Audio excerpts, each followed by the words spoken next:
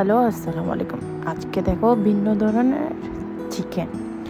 যারা চিকেনের গন্ধ লাগে, যারা খেতে পারেন না, তাদের জন্য এইভাবে ট্রাই করতে পারেন। একঘেয়েমি রান্না খেতে খেতে আমরাও বোর হয়ে যায় আর খেতে ইচ্ছে করে না, তাই আমি এইভাবে রান্না করি। দেখেন, আপনারাও এইভাবে রান্না করবে। প্রথমে তেল দিয়ে দিলাম।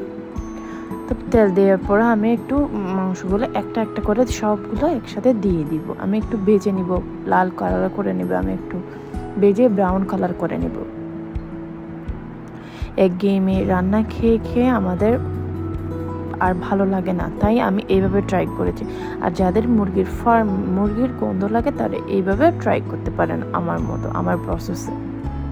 আমি এইভাবে রান্না করি। যখন আমার ভালো লাগে তখন আমি একটু ভালো করে একটু নেড়ে চেড়ে আর একটু ভেজে নিব মাংসগুলো তেলের সাথে আর একটু ভেজে নিব ভালো করে,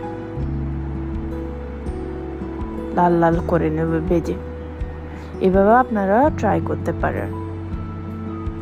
যখন আপনাদের মুখে রুচি থাকবে না, চিকেন খেতে ইচ্ছা করে না গন্ধের জন্য, আপনারা এভাবে ট্রাই করতে পারেন। আমি আর একটু ভেজে নিব। দেখেন না, আমার একটু লালচে ভাব হয়েছে চিকেনে। এখন দিয়ে দিব টমেটো। আমি 5-6টার মতো টমেটো দিয়েছি কুচি। সব টমেটো একসাথে দিয়ে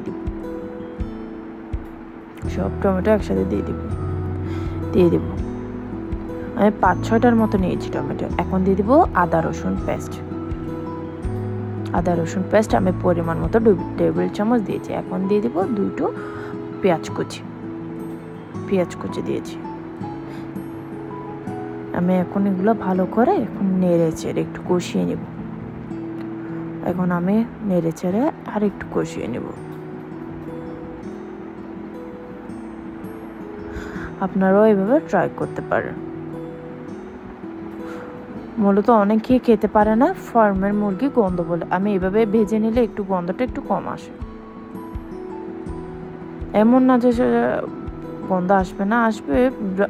ভালো করে আপনারা ভেজে নেবেন, ধুয়ে নেবেন। হলুদ আর একটু লবণ দিয়ে আমি একটু ভেজে নিয়েছি। আপনারাও এইভাবে করবেন। আমি প্রথমে হলুদ আর লবণ দিয়ে একটু মেখে ভেজে নিয়েছি। আপনারা ওরকম আর একটু লবণ দিয়ে দিয়েছি। আমি একটু লবণ দিয়ে আর একটু নেড়ে চেড়ে একটু করে কষিয়ে নেব। আপনারা এইভাবে ট্রাই করতে পারেন। এই গেমে রান্না খেয়ে আর ভাল লাগে না চিকেন, তাই আমি এইভাবে ট্রাই করি।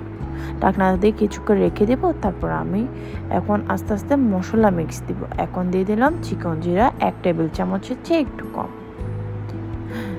দিয়ে দিলাম গরম মশলা। দিয়ে দিলাম হলুদ 1 টেবিল চামচ।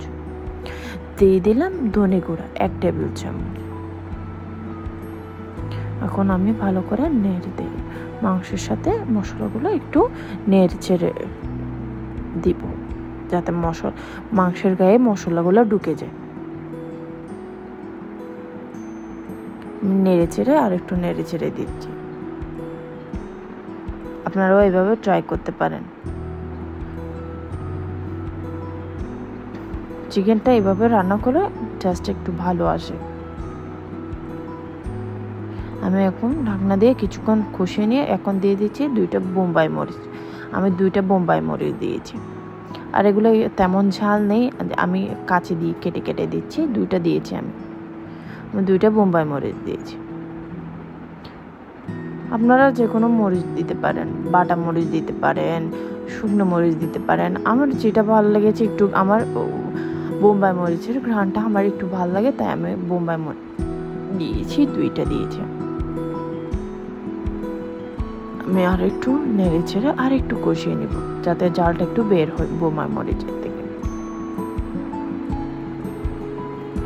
এখানে এই রান্নাটাতে একটু টমেটো বেশি দেওয়ার ট্রাই করবেন। বেশি দিলে হয় কি, বেশি মজা হয়।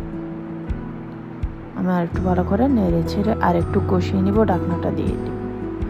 এখন আমার প্রায় রান্না শেষের দিকে। দেখবেন এইভাবে ট্রাই করতে পারেন। আমার প্রসেসর ট্রাই করতে পারেন। অবশ্যই সাবস্ক্রাইব করে দিবেন।